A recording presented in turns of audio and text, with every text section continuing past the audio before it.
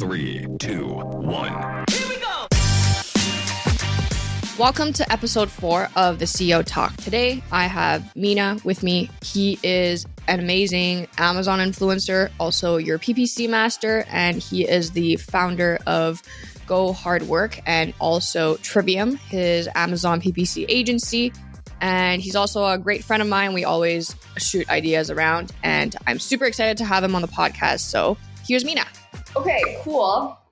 Now we are in 2022, and I have Mina here on my first podcast of 2022.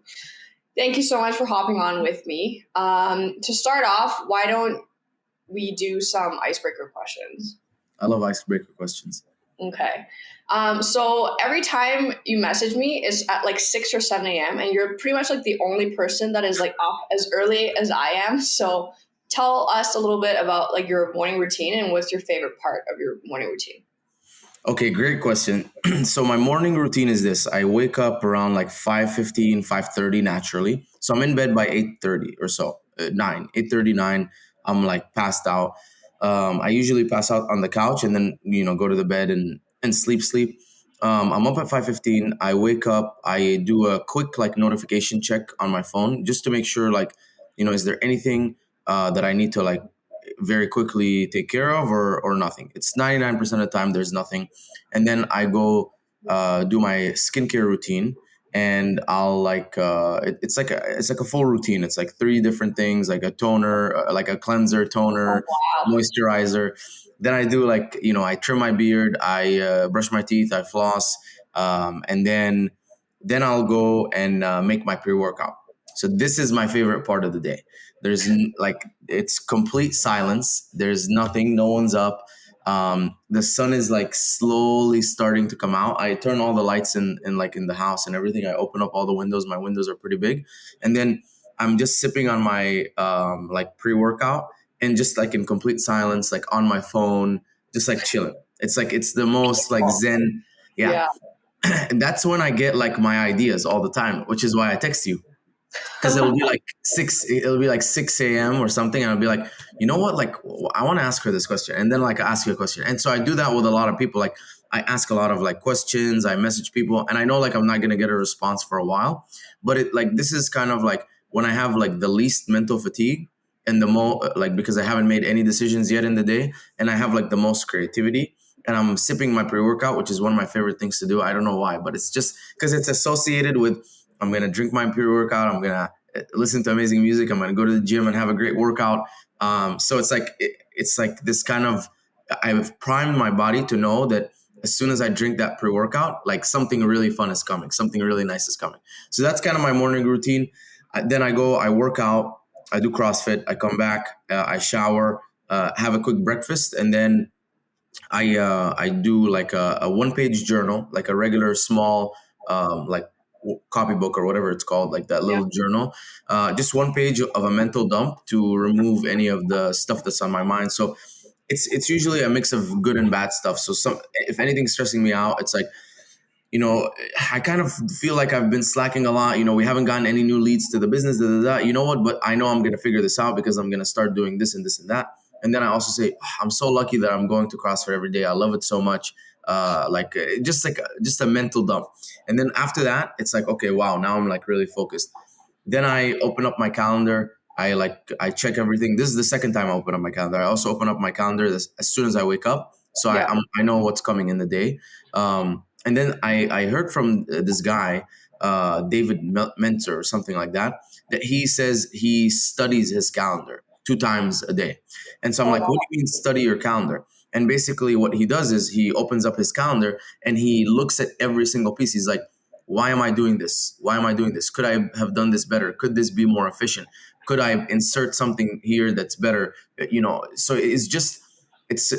and that's cool. Like, because I love optimizing my time. That's how I've been able to accomplish a lot, is by like continuously optimizing my time. Yeah. So he's just doing it a lot more intentionally. And so that's something probably I want to start doing, is like, study my calendar. But yeah, after I journal, I open up, look at my calendar, and then hit the road. I also have like right here on the wall. I usually do this on Sunday, but it's like a weekly plan. And so I'll look at like my goals for the month, and I'll break them down, and I'll like work, say, okay, this week, here's what I need to accomplish. And I'll put everything on Monday, like all of the stuff on Monday. Whatever gets done on Monday, I'll cancel it and I'll move it to Tuesday. And whatever gets done on Tuesday, I'll cancel it, move the rest to Wednesday. And so I start with a pile and it continuously diminishes. And I obviously always start with the biggest and hardest tasks on Monday, because as the week goes by, my mental capacity kind of like diminishes. It's just like natural. So and there's no way around it. But it's like, okay, I'll just do the hard stuff in the beginning and then the easy stuff in the end. Yeah. Do you lay out like all your tasks and what you have to do in your calendar? Yeah, yeah. So you time block. Yes. Yes, I do time block, but it doesn't. So the way that I do it in the Google Calendar is every task I'll give it ample time, but there's usually only four of them, because the way that I do it is there's three main goals for the month, and any more than three, you start becoming diluted. Like that's what I've heard, and that's also like through practice. That's what came true. So Yeah. three goals, each one broken into four, which means that there's like three things that you have to do every single week, because there's 4 weeks in a month. And so those three things, I'll time block them and I'll insert them, and then I'll insert them anywhere. Usually I'll do all on Monday, and then I'll move them to where I think they fit during the week. So I'll look at my week. I'm like, I have a call with Selene, I have a call with my team, and then I have like a 3 hour block of empty time. So I'll just move that task there. So usually everything is front loaded from like, let's say 2 a.m. to like 6 a.m. on Monday, just because it's like an empty time. I know I'm going to be asleep. And then I just like will move them at the beginning of the week to where I see they Oh, belong. I see. That's really smart. I'm trying to do time block as well. And what I've learned is also to have like focus days, because I have so many meetings. And what I was finding is that like if I have meetings just randomly throughout the day, then it's like really hard to slot in like my project, my goals, or whatever I have to do like between meetings, and I like lose focus. So now I just have all my meetings like Monday, Wednesday, Friday, and then I keep Tuesday, Thursday focus days to like work on my projects. So that's what I'm Yeah, that's really good. Yeah, that's what I started doing too, because I did notice like any days that I have calls, I can't do like deep work. It's so yeah. bad. Or like if there's a call, I know that it's not going to be like a productive time, like during that whole time surrounding the call. I don't know why. It's just like because you're doing something that you get distracted, you have the call, and the call like takes a lot out of you. So I started doing the same thing, but I can't do 2 full days. I feel like it's a little bit restrictive. Yeah. Well, the main reason is also I want Friday to be like pretty open, so I Yeah, can pretty like well. travel on Fridays. Yeah, so like this entire month, I'm not working on any of the Fridays. So I'm doing like 3 day weekends, and I'm traveling like Utah, Florida, whatever. So what I do is I have Wednesday completely empty, and then I have Tuesday noon and forward empty, and then I have Thursday the beginning to like noon empty. So Yeah. I have it like that, so I can do Tuesday morning calls, Thursday afternoon calls, and then yeah, Friday's off. And then I Yeah. have Monday. Monday is all calls also. Monday is usually like all calls. It sucks. That's what I have too. And I realize that I kind of have to move that because I can't focus in meetings. But yeah, I'm all about optimizing the time and making things more efficient. Hmm. Yeah. Cool. Next question. If you could learn one skill today, what would it be? Oof, that's a good one. Um, is like learning faster a skill?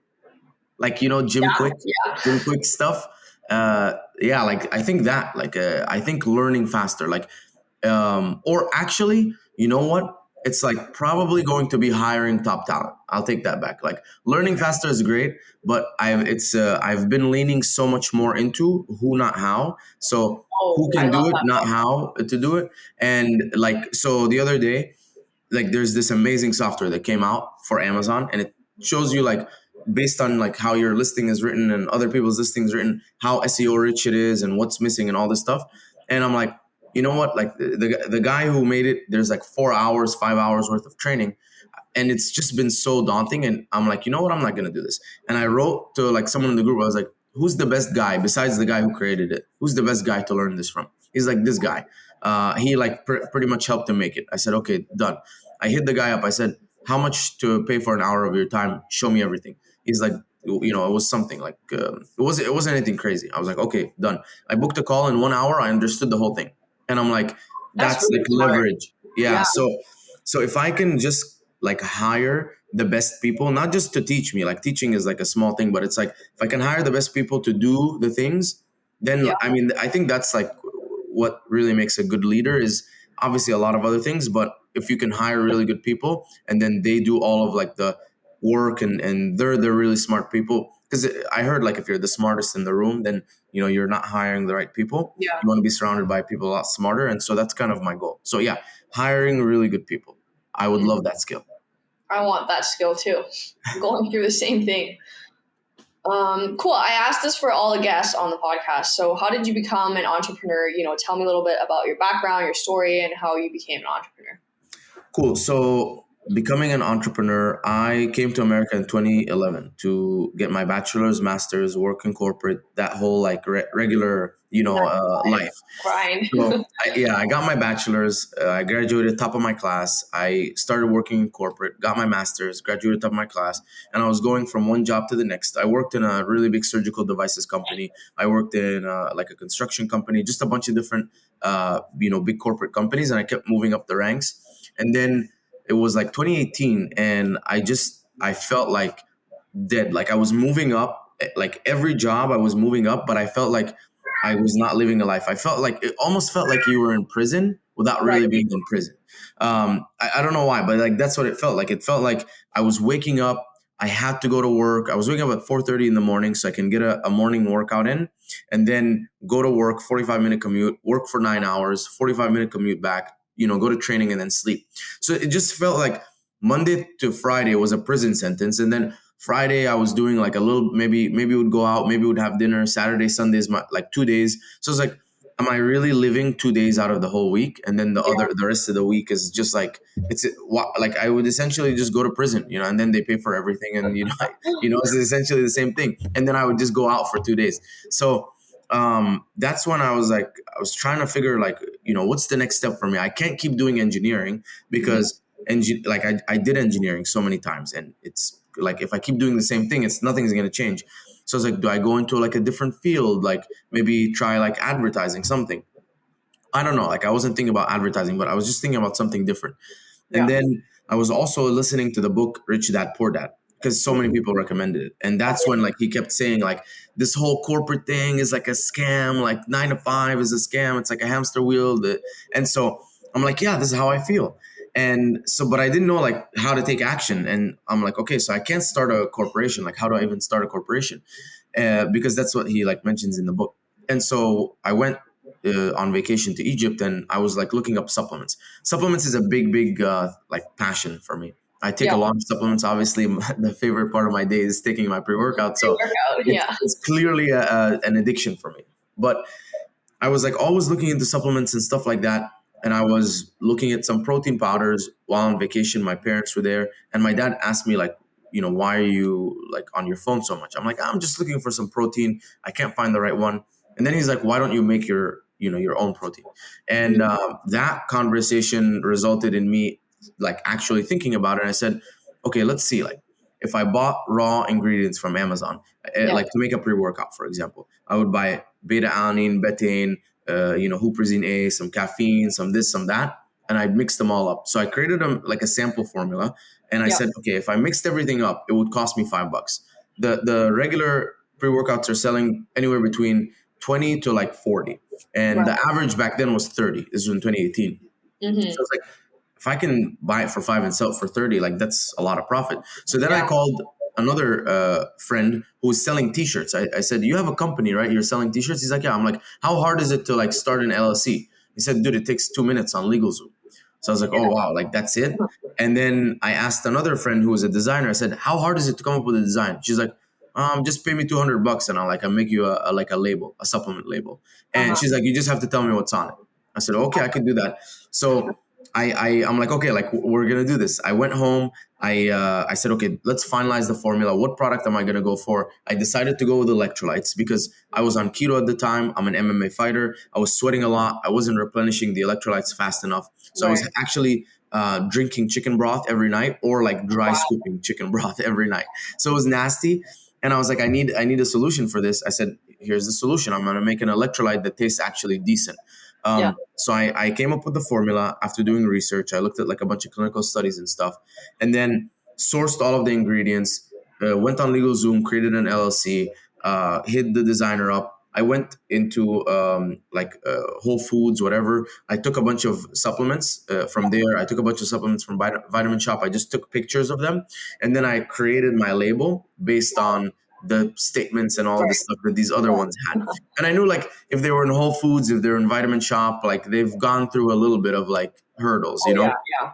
The It's stuff on legit. Amazon, you can literally put whatever you want, say whatever you want, and put it on Amazon. Can literally be gummy bears, and you can sell it as like vitamin gummies. It's Yeah. so bad. There's no control. So, but I knew Whole Foods at least has some level of like they test the stuff. So I made the formula and got everything up. I tested it on myself, tested it on my friends. It worked, and then I went and went to this like MMA event. Got a booth for free because I knew the person who was managing the marketing there. And then people asked me, where can I buy this? Then I told them, I lied and I said it's going to be on Amazon soon. And that's my journey into getting on Amazon, selling on Amazon, growing there. Then eventually got into like advertising for people professionally. I have a advertising agency now. So that's kind of how I got started. That's awesome. How did you know like you wanted to be on Amazon? Did you hear it somewhere? Did you learn it somewhere? Or you were just like, first sentence in your head is like, I'm going to be on Amazon? Well, like they said, like, where can I buy this? And so like people ask me, where can I buy this? And so it was a combination of things. My friend was with me and he's like, dude, my boy, he's going to be big time. He's going to be on Amazon. And he was lying to everyone. But he was like, I brought him to be a hype man. So he did his job. Yeah. And then for me, I was thinking, I was like, okay, my website has no check because my website was a Squarespace, like, two One pager. Yeah. 2 pages. Like there's no buttons, there's no checkout, there's nothing. I didn't even know like how that stuff even worked because I just had zero idea of how commerce worked. And then I'm like, okay, I can't send them to my website. I was gonna say send me an email. And then I was like, what? Then I'm gonna hop on the phone. They're gonna give me their credit card number. I'm gonna process it through my Square on my phone. I'm like, dude, this is like stupid. I'm like, I buy all my supplements from Amazon. I just said, you know what? This is the soft launch. It's gonna be on Amazon soon. And then once I said that, I'm like, dude, I have to figure it out. Like I already told everyone. Yeah. That's awesome. Cool. So you studied engineering. Did that help you in any way in e-commerce? Yeah, absolutely. Like, I mean, engineering help. So first of all, chemical engineering and chemistry, my degrees in that helped me with understanding chemical literature and how to do like proper research.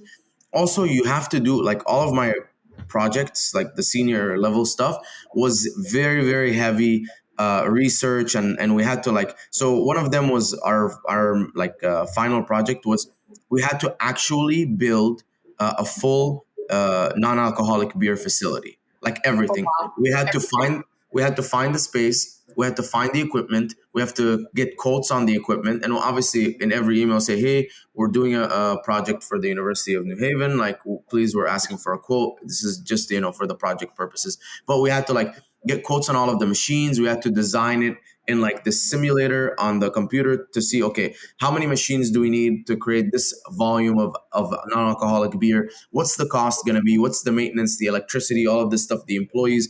So there was a little bit of like, we knew how to research and like one of the things I would say I'm really good at is researching stuff. Like I'm pretty resourceful. If you tell me like, Mina, like, can you figure this out? I'll ask a bunch of people. I'll Google, like I'll go on Reddit, whatever, like I'll find something.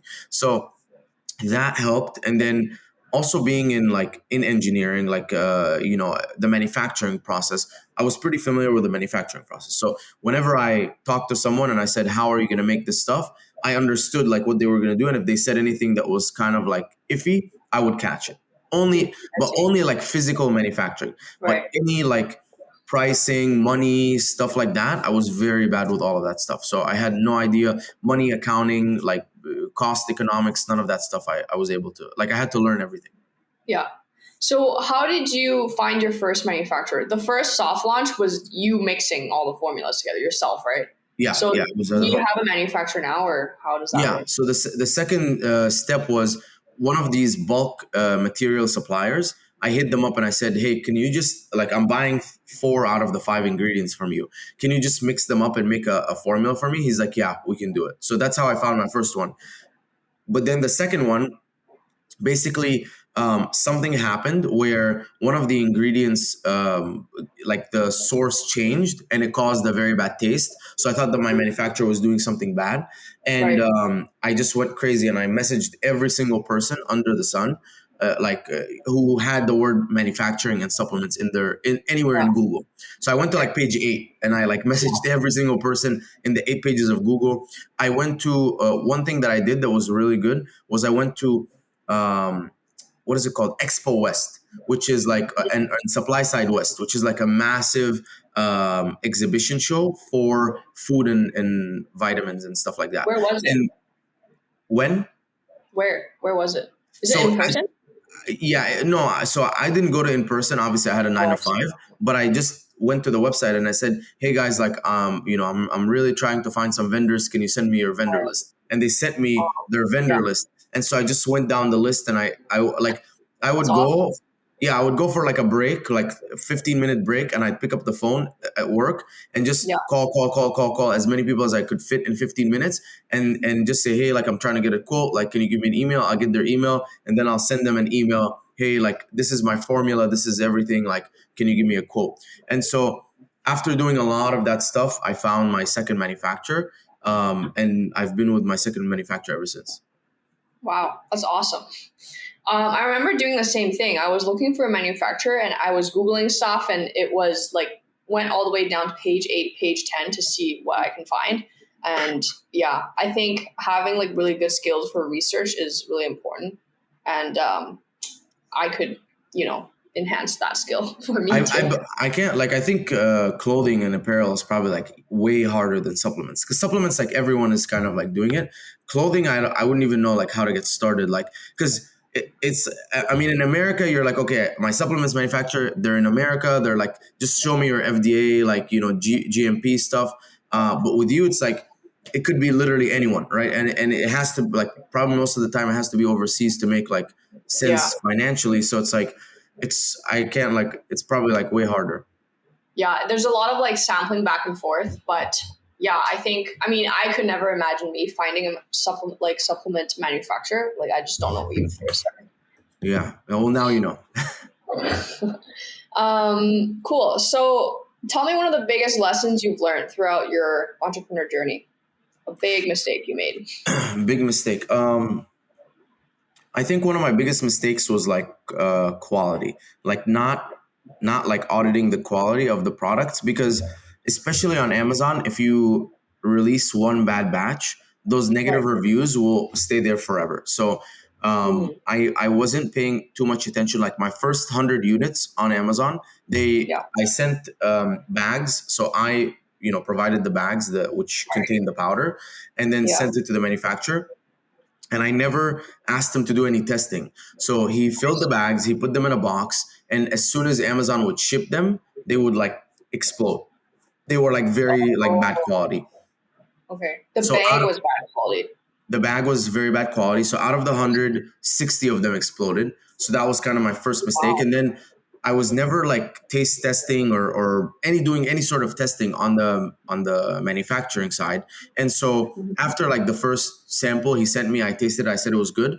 I never did that continuous like testing, which I do now. The And quality so control. yeah, exactly. I was very loose with the quality control. So that was kind of my second, like, very big quality mistake, because that 1,000 units of the fishy tasting product, when the source of the ingredient changed, which the Right. ingredient wasn't bad, it came from a different source, which Yeah. So had it a tastes different different. Yeah. taste. Yeah, and unfortunately it was a fishy taste, which is pretty bad. And so I got like so many negative reviews on Amazon that I could never get rid of. But that was Mhm. like one thing that hurt me a lot. Right. So how did you overcome that? Just I changed the formula. I made everything better. I started quality controlling everything. So I taste test every single batch. I like stress test. I like look at the labels, everything, make sure everything is perfect. and there's randomized testing. So if he makes like 20 boxes, we'll take like one from every single box at random, and then we'll test the 21s. And then yeah, so there's that. And then to overcome what happened on Amazon, I just had to get a lot more 5-star reviews. So I had to like fix the problem, so stop getting 1-star reviews, and then push really hard to get more 5-star reviews, which obviously it's against terms of service to incentivize people to get like to leave reviews, but you have no choice. Like you either do that or your business is going to fail.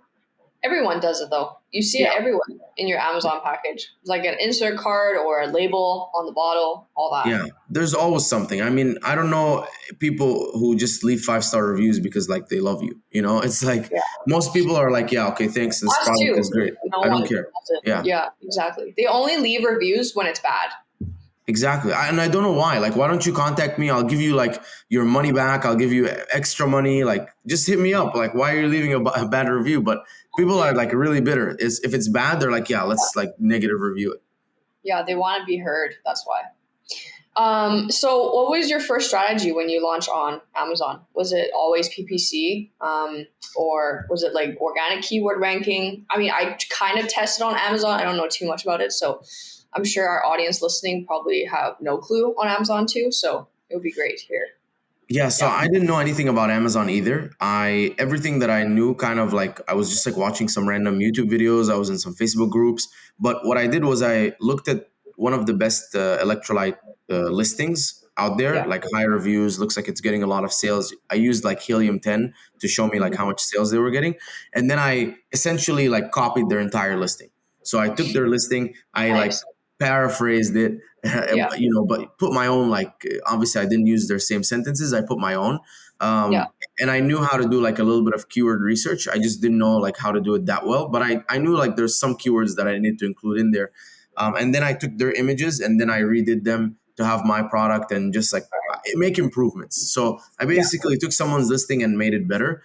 And so now that I had the listing up, it came time for me to just push a lot of traffic. And so the only two levers that I figured were working was PPC, because the more I spent money on PPC, the more I got sales, and then reviews. The more reviews that I got, the more sales. So I tested like different factors, like I would change an image or whatever, but it really, like, the more PPC I spent, the more reviews I got. It was just a very direct correlation. So I just put all of my focus on the PPC and the reviews. Reviews is you can only do so much, like, because I had to keep asking people, can you please do a review? I hit up everyone that I ever met in my life in America, asking them to leave a review, like buy, and I'll reimburse them, and then they can leave a review. And then, but the PPC is like the stuff that I really started refining. And the problem is, like, with other niches, like if I was selling like maybe a men's wallet or something, it would be different because it's not that competitive. It's maybe 70 or 80 cents a click. But with supplements, it's $2 to $3 per click. It's very competitive. And so I couldn't be like relaxed with the PPC. I had to like have it down to a science, or I was gonna like lose a lot of money. And invested, or learned with like a couple $100,000 of PPC. So I would spend, and then I would make sales. And all of that money, like, essentially was just going into PPC, was like learning. But I'm like, you know what? Who cares? I spent like 80,000 on my like formal education, and like, look where it got me. It got me like a $75,000 a year job that I hated my life. If I learn this stuff pretty well and I invest like the same amount of money, I bet I can like make a lot more. And that's what happened. I invested. I learned how to do PPC, and it just evolved from having a good business to now having a second business fully dedicated to PPC. Yeah. You know what? I think a lot of people are very scared of spending money on something like running a business or, putting into ad spend and whatnot. But in like other areas of their life, like schooling or whatever, that they completely is useless. Like they don't get a job after an undergrad degree. So I think that people should just fuck it and spend it and invest in like something you love doing and try it. Business. Yeah, I mean, if whatever your budget is for college, like, you should have a similar budget for like a business or like any practical experience. And it's all like learning, because you're taking that money and you're doing something. And with college, you're spending that money, and the ROI, you 100% know what the ROI is going to be. Because best case scenario, after taxes, is like 60 grand, Yeah. after, paying 4 years and paying all that money. But if you Right. took that same money and you put it into 2 years of real life experience, your ROI could easily be like 200, 300%, like easily, because if you put that 20,000, like what are the odds that you're going to make 60,000 versus like a college degree ROI? And I went to college, I got bachelor's and master's, so I'm not like shitting on it, but I'm just saying like my return on investment was a lot higher with Yeah. putting that money in business. Yeah. Cool. So I know a little while ago you made an investor pitch deck. Do you have any investors in your business now? So far, no. So actually, I do have one in one of my other businesses. I have one investor, but that one that I showed you, we haven't gotten investors yet. We're waiting. We're trying to get money without diluting ourselves first. But if Mm-hmm. we can't, then I'm gonna go for just go for it. But yeah, like I think doing the pitch decks really helped me understand like where the holes are in my business, because All right. when I when I did the first pitch deck and I pitched it to a few investors, they asked me a bunch of questions. And so Right. those questions, if I didn't have like a really sure answer for, I was like, okay, I need to fix something. So I did a first round and then I went back and I said, you know what? There's some holes I need to fix. So I fixed those holes. And then I came back with a much stronger pitch deck. And I was like, okay, now I'm very confident that if I take this money, I will 100% make them more money than they're going to put into my business, because, I know that like now all the holes are filled in my business. But before it was like a little bit shaky. So I think Yeah. actually just building a pitch deck without even needing investors is like an Yeah. amazing practice, because if you can answer all the questions investors are going to grill you about, you have a like really good business. Yeah. What are some of the questions that they grilled you about? So they're like, what makes your product better than anyone else? Like, what's your go-to-market strategy? How do you know that this is going to work? What is like, like how much money do you get for every dollar that you spend, advertising? How do you acquire your customers? What's your track record, or where are you getting your projections? How are you going to, position yourself in the market? So it's all these like questions, which are like really good. They're like, okay, where are you going to get your customers? And so Yeah. if you don't have an answer, like, we're running Facebook ads and right now we're acquiring customers at $10 per customer and their lifetime value is $35. Like if you don't have a good convincing answer like that, and that's like scalable, then they're going to be like, yeah, like, are you just going to take our money and then just like test a bunch of things and fail? So Right. it's you're like really you're handing over money and there's no guarantee. Like if you lose all the money, like the investor's like, okay, well, it's a bad investment. Yeah. Yeah. Cool. So obviously you're known as the master of PPC in Amazon. How did that like come to be? Like I think we met on an event. I think it was the something summit. I forgot now, but we were both speakers, and then you're also in a lot of podcasts, a lot of events, speaking a lot. Yeah. How did that come to be, and how do people find you and all that? So when I first started on Amazon, I was in the Facebook groups a lot, and I was sucking a lot of like information. I was asking questions like, what is abroad? What is a phrase campaign? What is this? Should I change my image? All of this stuff. So I was asking a ton of questions, and so I took, and Right. then like 6 months later, when I was like fired from my job, I went full time into Amazon, and really like things got real. I started giving back because I started seeing like 6 months in, I did so much stuff, and like Right. maybe 6 months does not sound long for some people, but for me, like I did a lot in 6 months. I was completely obsessed with Amazon for 6 months, and like every day I was like trying to learn as much as possible. Like in the bathroom, I was learning. When I was driving, I was learning. Like when I was showering, I was learning. Like nonstop. Like I completely Yeah. immersed myself. So I learned a lot, and so 6 months in, I started sharing with stuff with the groups, and then people would ask questions, I would answer, and I was answering, and my name started popping up a lot. Like there's not that many people that will engage all the time. People will ask questions, but Yeah. I was essentially answering every single question like ever that was asked in these groups, and there's like 10,000 people each group. That's I was awesome. just very active. I like to be on my phone, and so people started knowing my name, and then one like I just kept seeing all of these PPC questions, and one day I said, you know what, let me make like a video series explaining this. I just break it down. It's simple. And I didn't say like, this is how you make money. I'm just like explaining the concepts. Like this is what a auto campaign, this is a broad campaign.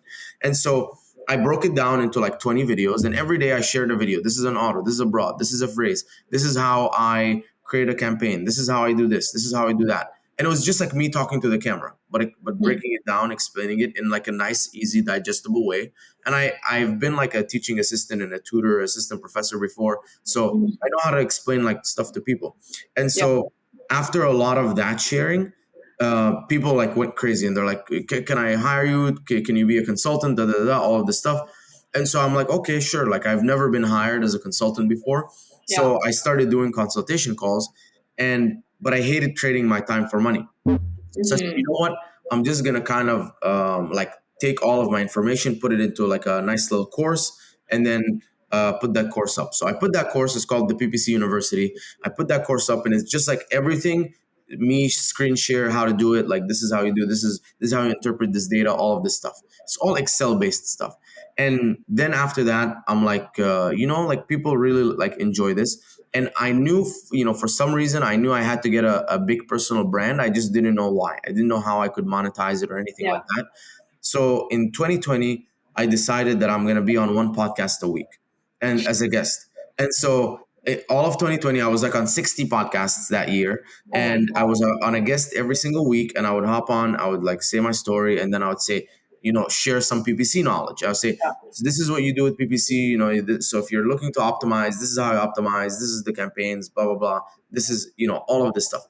And then people are like, wow, man, we see you everywhere all the time. And I start getting more consultations, and I start getting, whatever, just like more people like kept asking me more and more about PPC. And then that grew into my first like speaking engagement. And I went on stage, I spoke about like everything that I do in PPC. Like if you were to take this presentation and apply it, you would essentially know as much as I did. And then people loved that. And then we went to like another thing and another thing. And early in 2021, an aggregator hit me up, and they said, we'd love for you to build our in-house PPC team. And I said, yeah, okay, that's awesome. And I gave them a proposal. They said, but we want to test you first. So they tested me, and they said, full disclosure, we're testing 6 other agencies against you, and the winner will take it.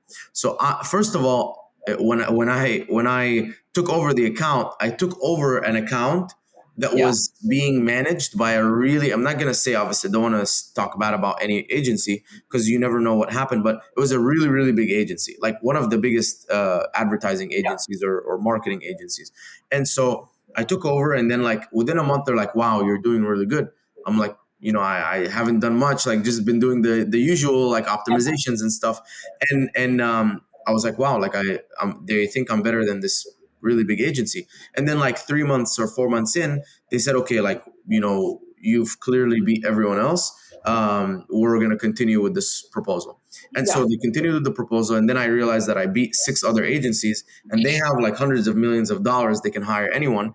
And so that gave me the confidence to start my advertising agency. And so I started the advertising agency because it like was a need. There's a lot of people out there getting hurt by agencies and virtual assistants and stuff, and experts that are claiming that they know what they're doing, but they're just like hurting you. So I said, I'm probably doing a disservice to a lot of people by not offering it, because I can just, I can take what I do, extend it to my team, and then just manage it and do a better job. Because anyways, they're going to hire someone. So like, it's not like they're not going to ever hire. They have to hire someone. So it might as well be, someone like me that's going to do a good job.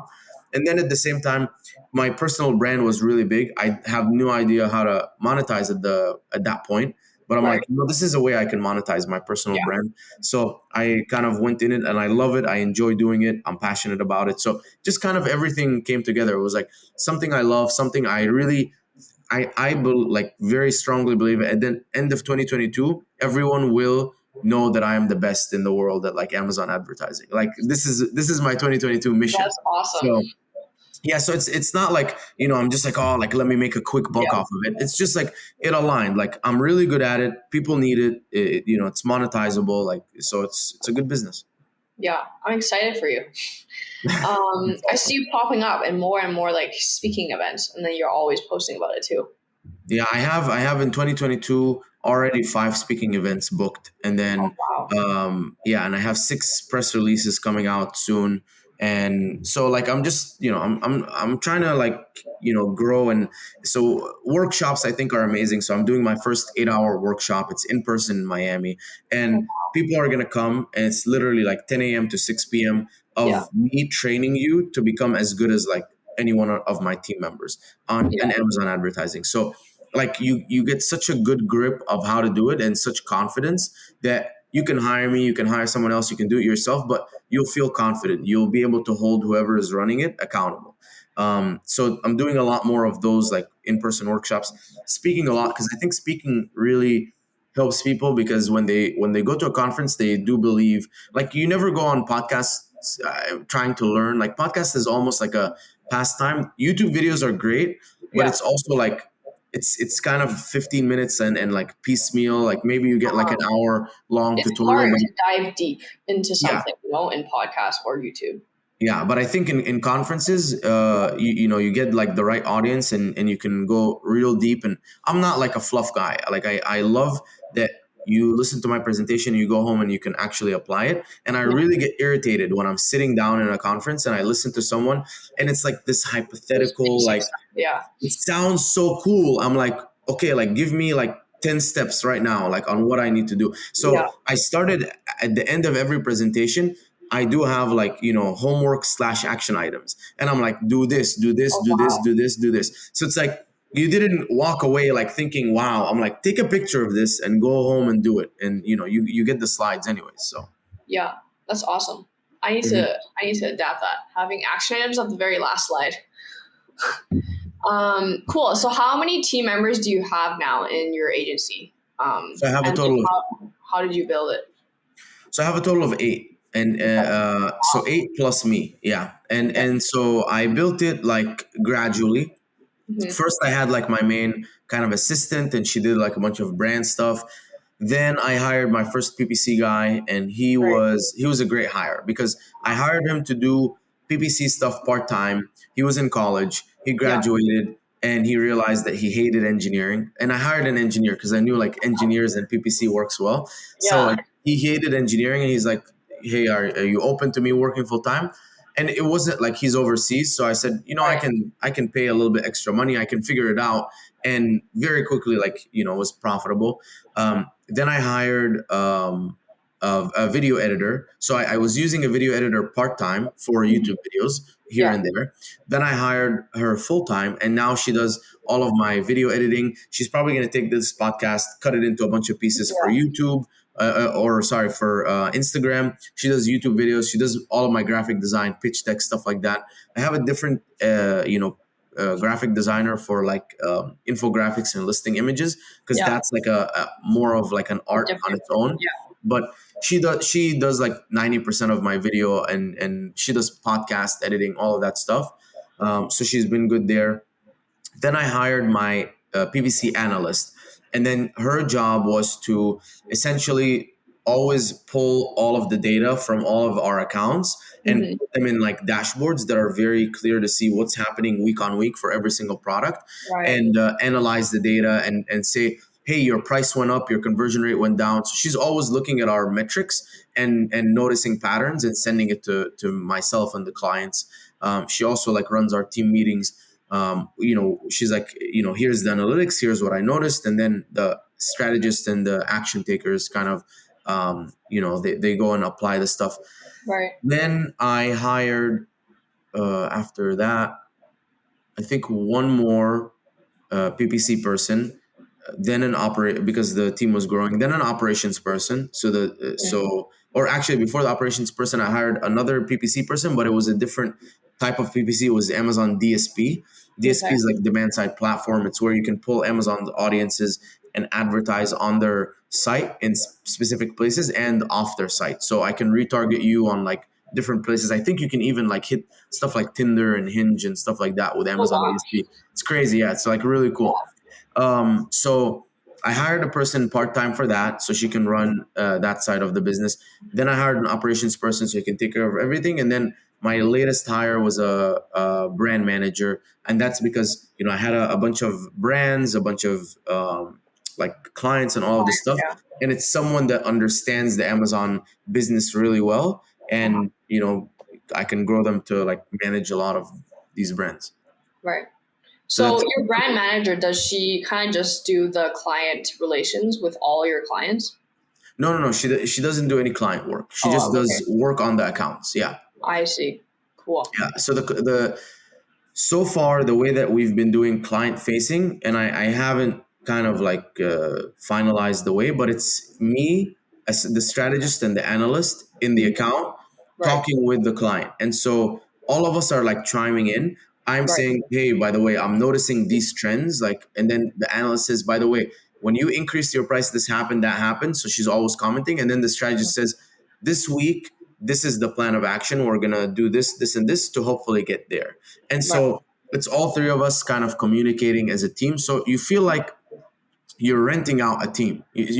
It's It's like, not just one person. Yeah. yeah, and this is kind of like the way I thought about, should I have one nice person in there that just communicates back and Yeah. forth, but is not like that knowledgeable? Or should I just have everyone who's actually touching the account in there? And it's like, it's as if, I said, hey, Selene, I want an influencer marketing team. And then you're like, okay, here's my head influencer, whatever. Here's the actual person. And then I'm just talking to them as if they're my team. So that's Right. kind of the feeling that I want to invoke is like you hired the entire team. You didn't just hire an agency and the agency is doing the work. Is like you hired the whole team. They're just working instead of like working 40 hours a week for you. They're working whatever 5 hours a week, 2 hours a Yeah. week, something like that. Yeah. Yeah. Yeah. For my agency too, it's a struggle to think about if I want like one person, the account manager, to talk to clients, or do we want like multiple people talking to the client? So yeah, it's definitely interesting how like different agencies set up their team.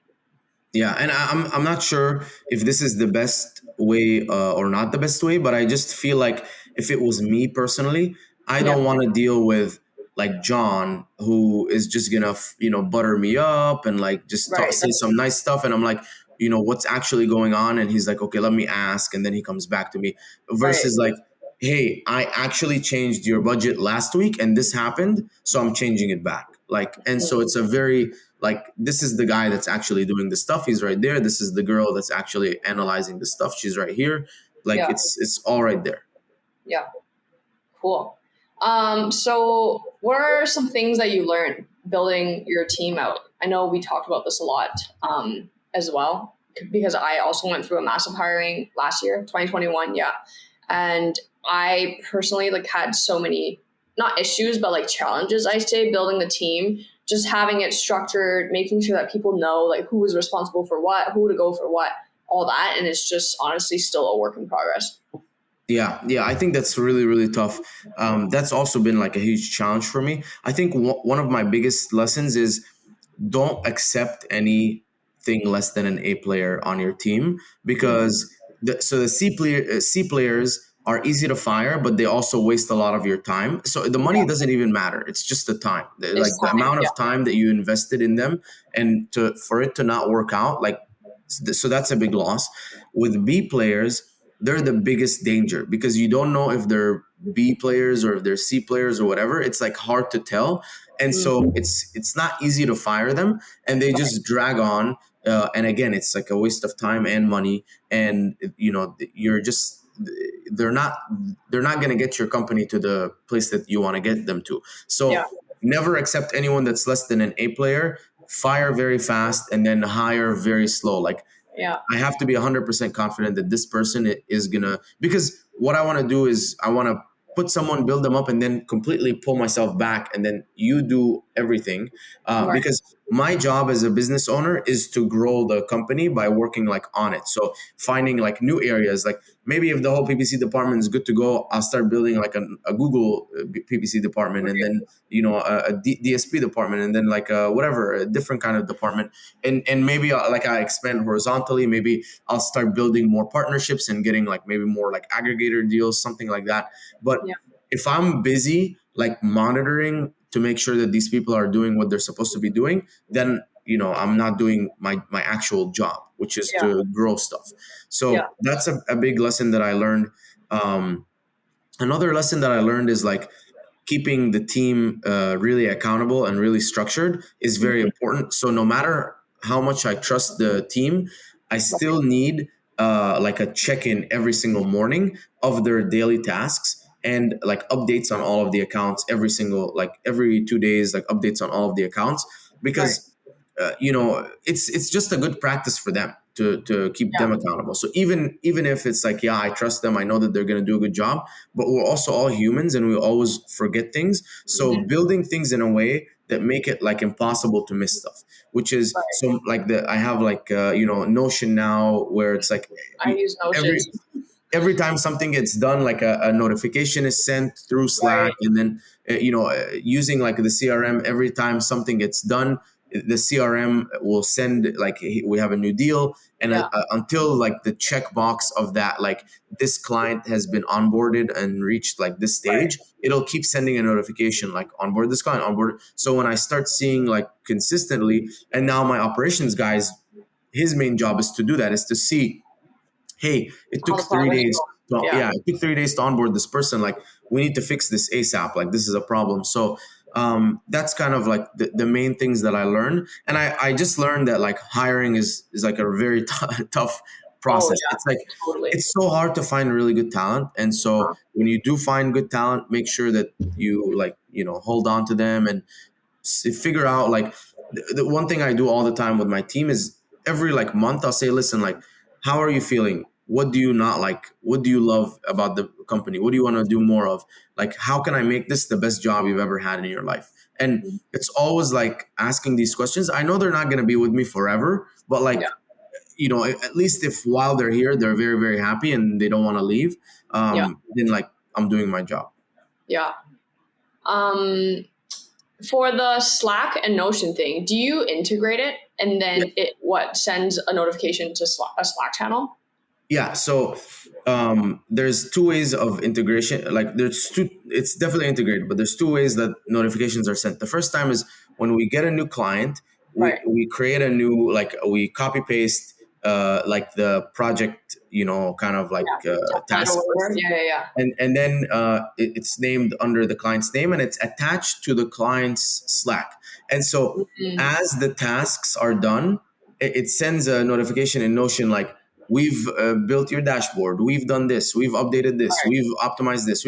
So once all of the onboarding steps are done, then like obviously this client gets assigned to an employee in Notion, and every week it'll send a fresh list of tasks for this client that needs to be done, optimize, do this, do this. So as the employee does the stuff, they go and they attach what they've done to the checklist, to the task, and they check it off that it's done. It sends a notification with the attachment to Slack. So it's like the client is always getting updated of what's happening. So I don't want my team to do something and then the client not know that it got done, because then it's like, so on a Tuesday, no one talks in the, like, I tell my team every day you need to talk in that Slack channel and say, give an update. Like if you're not doing anything, say, hey, so far everything looks good. Everything's We're good, going to yeah. work on it tomorrow, but just give an update so they know like something's going on, or else they're just going to assume you're not doing anything.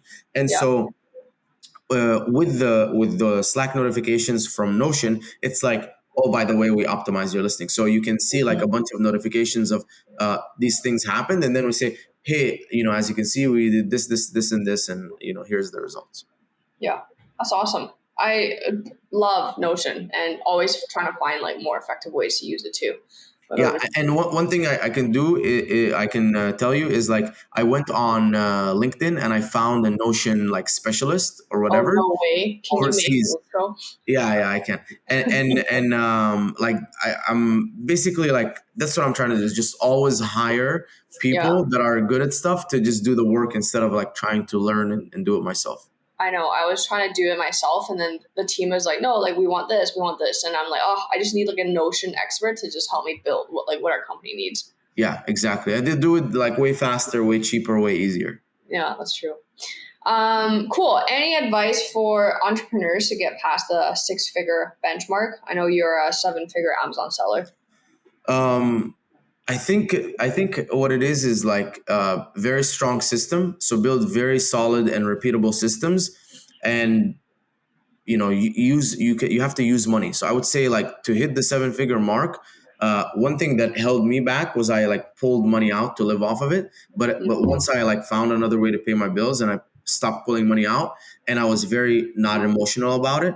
Yeah. I like reinvested, and you quickly hit that 7-figure mark, because you're just, it's a system and it's growing, and it's like, okay, if you launch 3 products and those 3 products, one of them did well, one of them did average, one of them did bad, and the good and the average one together are doing, like, let's say 20 grand a month. You need to do that like another 4 times. So you need to do another, or you need, like, what is that, 3 more launches of 3 products with one good, one average, one bad. So that's, you need 9 more products. And so Yeah. just repeat that system 9 times and you should be on track to hit your number. Maybe you hit like 2 good ones instead of a good and an average, and then you get there faster. But you have to have that, and then also you leverage. If you have something that's working, leverage money. I was very, very afraid to leverage investor money and SBA loans and that kind of stuff. Right. But most of the very successful people that I've talked to have used every form of like line of credit or anything that they can get their hands on, but Mhm. only after they had like a good and repeatable system. So I would say is Right. like, number one, really build a good repeatable system. Figure everything out, like build a system like of how to launch products, how to find these products, all of this stuff, and really invest in good packaging and that kind of stuff, so you can have a high conversion rate. Because now it's like you can no longer like fly by with like bad looking stuff. It has to be really optimized stuff. So Yeah. invest a little bit more money in that, and then have really good looking products, and then you can just kind of keep repeating the process and until you use like the numbers to get a big revenue. Yeah. Like, that's what I'm doing with the agency too. It's like I figured out what my repeatable process is. I figured out who my ideal clients are, Yeah. and then I'm like, okay, where's that source that's getting me these clients? Repeat. That's why my goal is to speak 12 times in 2022, is because if I can get like 2 clients from every single like speaking engagement, then I hit my goals. Yeah. Um, yeah, I think building systems and processes is so important, especially as the team grows. Like, you want to be able to onboard someone and that you don't have to spend a full day, personal one-on-one time, and they're able to just read whatever on Notion that you laid out and like kind of go through like kind of like an internal course and just Mhm. understand your brand, know what they're supposed to do, and then like can start. Yeah, like 80% of it they should be able to learn on their own, and then the 20% is like you teaching them, and then there are other team members teaching them stuff, and then after like practice, they'll get like good at it. Yeah. Cool. What are the top 3 apps that make your work more effective that you use? So obviously Slack and Notion, Yeah. but Lucid Chart is a very big one. And Lucid Chart is where I like will visually lay out everything. So I can lay out processes. I can, like, I've Like a built my flow chart? website on it. Yeah, it's like a full flow chart, and I'll say like, okay, so how do we like source stuff from like China, for example, if I'm like looking for containers, and it's like a step by step procedure visually so that you can follow, and then every task, if you click on it, will take you to the SOP, so you can actually Oh, wow. watch the SOP. Yeah, so it's very easy to visually see what the steps are, and then any step you can click on it, and it'll take you to how to do that step. Oh, wow. I need to check it out now. Yeah, Lucid Chart is one of my favorite stuff, and then obviously Slack is amazing for communication. Notion is really good, and if you're looking for a CRM, I Mhm. think Pipe Drive is a very. I know it's not as like robust as some other CRMs, but it's a very Right. nice, simple, easy CRM that gets the job done. What's it called? Pipe Drive? Pipe Drive, yeah. Okay. So it's really good for like every time you get a lead, and I use it for like many areas of my life. So Yeah. I'm not just using it for clients for PPC, but I'm using it for like, let's say I'm trying to get sponsors. Let's say I'm trying to do an event. Let's say, yeah, like I have investors. So they're all in the CRM, and everyone kind of like has an activity associated. So it's like I'm not gonna like hit you up once and then like forget about you Forget. forever, and then when I need you, hit you up. It's like follow up with that person like every 2 weeks, check in, ask them if they need anything, sort of thing. Yeah, that's awesome. Cool. Two more questions. What's a book or a podcast that you're reading or listening to right now that's really helpful? My Next Five Moves by Patrick, or Your Next Five Moves by Patrick Bet-David. That's an incredible book. Really, really good book. And I admire him. He's like such a hard worker. Like he built his business, from zero, like really like from rock bottom. And I love his like principles and his mindset. Yeah. What advice would you give to someone that wants to start a business or is in the early stages of running a business? So the advice that I would give to someone trying to start a business is, if this business is not something that you've already like done. So let's say you're trying to start a supplement business and you've never worked for a supplement company. I would say go and work for the best supplement company in the game, and then use that experience because you can always get your business to like 500 grand while working full time. Like guarantee, unless like you're gonna take like a big investment from investors and like go all in like super hard.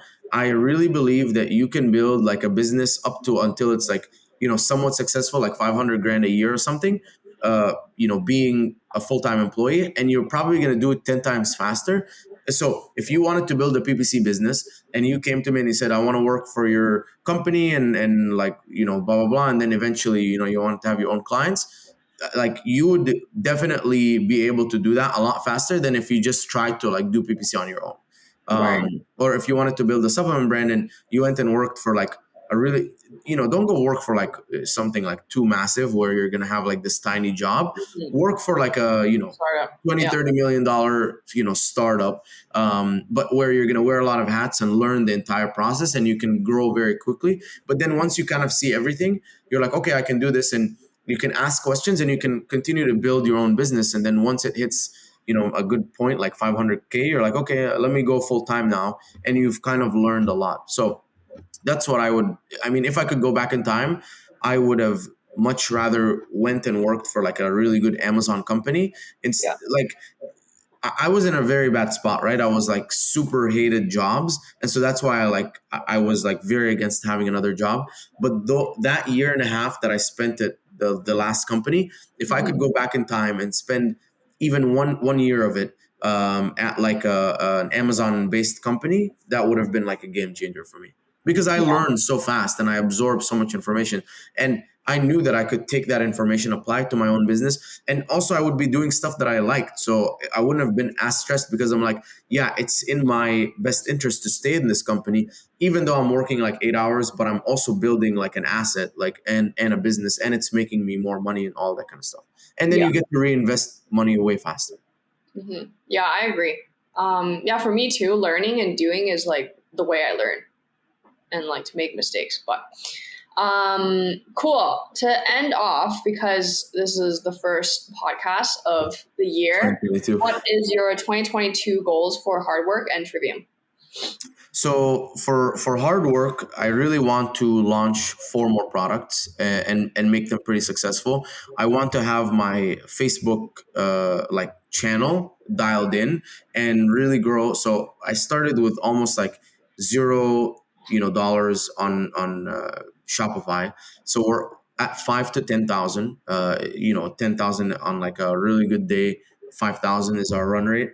Wow. And I want to hit I want to hit like maybe 50,000 a month on D2C by the end of the year. I think we can get there, and I really think that that's the future, is to build a much stronger D2C, and Amazon has to be like a supplementary part of the business. So that's kind of my goal for hard work. For Trivium, the goal I believe is 56 or something clients. I want to hire 3 more strategists, 1 more analyst, a COO for the business, so that the business is like really functioning on its own. And I want us to be like the biggest name. I want my name at least to be the biggest name in Amazon advertising, and then hopefully that will carry on to the Trivium name. And I think if we can hit a million EBITDA, or like a 100,000 a month like run rate in profit, that's like my goal for end of 2022. Like if by this like by December, I want to hit like a 100,000 a month profit run rate. Yeah, Wow, that's awesome. it's big goals, but like That's what goals are for. if I hit like 70% of it, I'll still be happy. Yeah, me too. Sometimes I set goals and my team's like this seems a bit like Far-fetched. stretched. Yeah, I was like, well, if we hit it, it's not a goal. Yeah, I also broke it down like monthly in a very like achievable way. So it's like it's almost like my goal is to like work out, let's say like 5 days a week or something like that, right? And then if I hit if I end up doing only 4 days a week every week, it's still really good, sort of thing. So it's doable. It's not like insane, but but like if I hit it, that would be incredible. If not, I know I'm gonna end somewhere like I'm gonna be very happy. Yeah, cool. Well, thank you so much for hopping in on my podcast, and I'm excited to see what 2022 has in store for both of us. And I will see you guys next time.